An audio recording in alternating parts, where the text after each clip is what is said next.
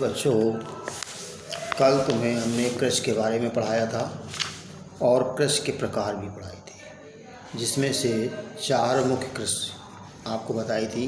गहन कृषि, रोपण कृषि, वाणिज्यिक कृषि, निर्वहन कृषि। कहने का पहले निर्वहन कृषि, इसके बाद गहन कृषि, वाणिज्यिक कृषि, रोपण कृषि। ये 4 प्रकार की कृषि हमने बताई थी। अब शस्य प्रारूप अर्थात ऋतुओं के अनुसार की जाने वाली प्रमुख फसलें 3 प्रकार की हमने बताई थी, रबी, खरीफ और जायद। इनके अंतर्गत कौन कौन फसलें आती हैं ये भी बताया था।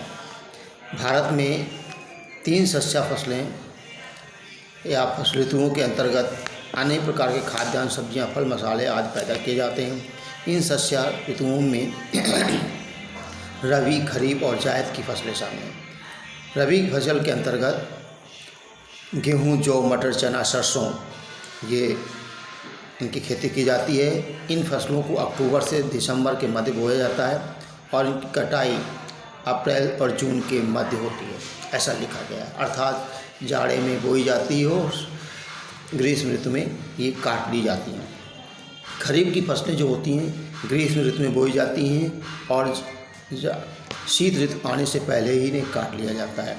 खरीफ की फसलों को मानसून आने पर जून और जुलाई में बोया जाता है और सितंबर और अक्टूबर में काटा जाता है। जैसा आपने बताया, इसमें महीने दिया, जैसे आप जनरली जान सकते हो, जून में गर्मी होती है, जून जुलाई में, और सितंबर अक्टूबर, सितंबर के बाद अक्टूबर जो चल रहा है, झड़ा आ जाता है, तो इसे काट लिया जाता है। इसके अंदर चावल, मक्का, ज्वार, बाजरा, अरहर, मूंग, उड़द, कपास, जूट, मूंगफली, सोयाबीन आदि की फसलें बोई जाती हैं। अब इसके बाद जायद की रबी और खरीफ की फसलों के मध्य ग्रीष्म ऋतु में जायद की फसलें उगाई जाती हैं। तरबूज, खरबूजा, खीरा, ककड़ी, सब्जियां, हरा चारा आदि ये मुख्य फसलें हैं। मुख्य फसलों में आपको हमने बताया गेहूँ, चावल, दालें ये आपकी मुख्य फसलें हैं। अब इन फसलों के लिए कौन सी भौगोलिक दशाओं की आवश्यकता होती है इसके बारे में चर्चा करेंगे। जैसे गेहूँ एक भारतीयों का मुख्य खाद्य पदार्थ है। यह एक समशीतोष्ण जाति का पौधा है। इसकी खेती मुख्य रूप से भारत के उत्तरी मैदानी भागों व समुद्र तटीय क्षेत्रों में की जाती है। तो गेहूँ के लिए हमने कहा भी समशीतोष्ण जाति का पौधा है, तो इसके लिए कौन कौन सी भौगोलिक दशाओं की आवश्यकता होती है। भौगोलिक दशाओं के अंतर्गत मिट्टी, जलवायु, तापमान, वर्षा, इन सब का ब्यौरा देना पड़ता है। तो गेहूं की खेती के लिए आपको दोमट मिट्टी की आवश्यकता होती है।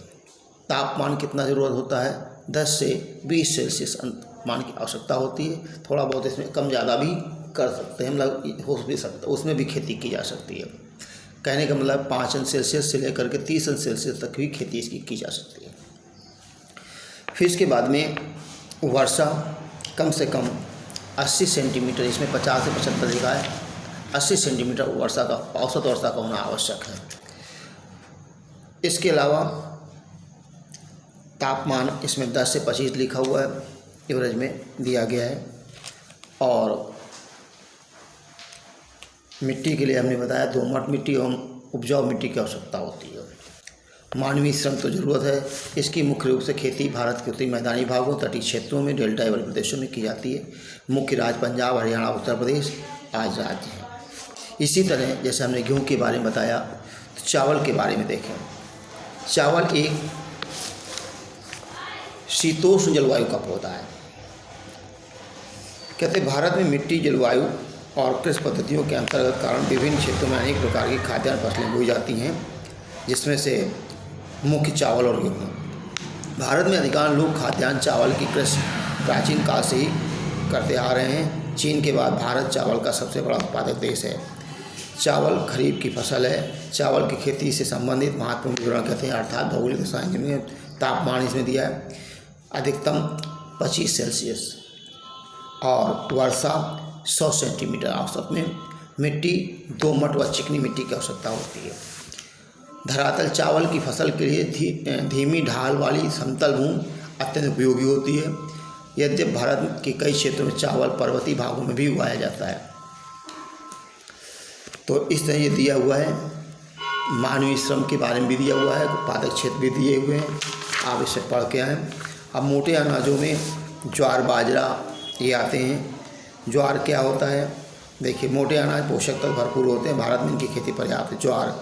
ज्वार भारत की तीसरी सबसे महत्वपूर्ण खाद्यान्न फसल है। ये फसल वर्ष भर वर्षा पर निर्भर होती है। आर्द्र क्षेत्रों में उगाए जाने के कारण इसके लिए सिंचाई की आवश्यकता नहीं होती ज़्यादा। इसके प्रमुख उत्पादक राज्य महाराष्ट्र, कर्नाटक, आंध्र प्रदेश और मध्य प्रदेश में मुख्य रूप से इसकी खेती की जाती है। ज्वार का मतलब है, आपको जानते होंगे, पॉपकॉर्न की तरह ही इसमें दाने मोटे होते हैं, पतले होते हैं और भूनने पर वैसे ही छोटा दाना होता है। रागी इसकी खेती शुष्क प्रदेशों में की जाती है। इसके लिए लाल, काली, बलुआ, दोमट मिट्टी, उथली काली मिट्टी उपयुक्त होती है। इसकी खेती के लिए प्रमुख क्षेत्र कर्नाटक, हिमाचल प्रदेश, उत्तराखंड, सिक्किम, झारखंड और अरुणाचल प्रदेश। बाजरा ये ज्वार के रूप है, छोटा इसका रूप होता है। इसकी खेती बलुई, उथली काली मिट्टी पर की जाती है। राजस्थान, उत्तर प्रदेश, हरियाणा इसके मुख्य उत्पादक क्षेत्र। मक्का आप जानते हैं, मैच पॉपकॉर्न जिससे बनता है। तो मक्के की फसल का उपयोग खाद्यान्न, चारा दोनों के रूप में किया जाता है। इस फसल की खेती करने के लिए 21 से 27 अंश सेल्सियस तापमान की आवश्यकता होती है। पुरानी जलोढ़ मिट्टी उपयुक्त रहती है। इसके प्रमुख उत्पादक क्षेत्र कर्नाटक, उत्तर प्रदेश, बिहार, आंध्र प्रदेश और मध्य प्रदेश है। दाल में अरहर की दाल, चने की दाल, उड़द की दाल, मसूर की दाल, ये सभी प्रकार की दालें हैं। उनकी भी खेती हमारे भारत में विभिन्न राज्यों में की जाती हैं। ये इसके लिए बहुत कम पानी की आवश्यकता होती है। गन्ना है, गन्ने की खेती के लिए कौन सी दशाएं आवश्यकता होती हैं? तो 21 से 27 अंश सेल्सियस तापमान है, दोमट एवं काली मिट्टी है, उपजाऊ मिट्टी है, आर्द्र जलवायु है और 100 सेंटीमीटर वार्षिक औसत वर्षा है।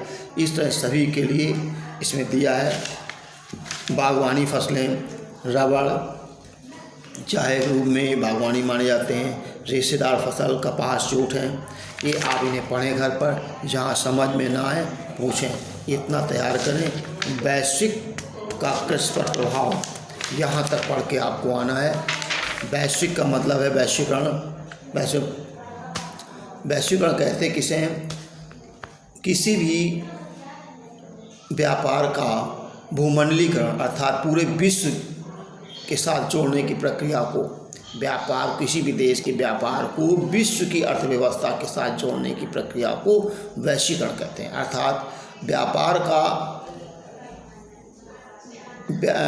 विश्वीकरण कहें या व्यापारीकरण पूरा कहते हैं। केवल व्यापार नहीं, व्यापारीकरण अर्थात विश्व स्तर पर किया जाने वाला व्यापार वो वैश्वीकरण कहलाता है। तो इसको यहाँ तक आप पढ़ के आइए, जहाँ समझ में आप पूछिएगा, फिर कल क्वेश्चन से। धन्यवाद।